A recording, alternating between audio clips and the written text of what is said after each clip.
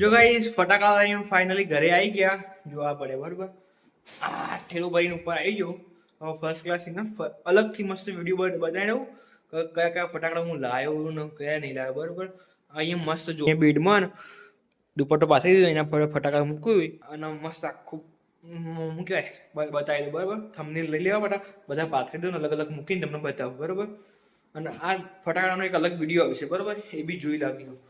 ચલો સ્ટાર્ટ કરું બહાર નીકળવાનું.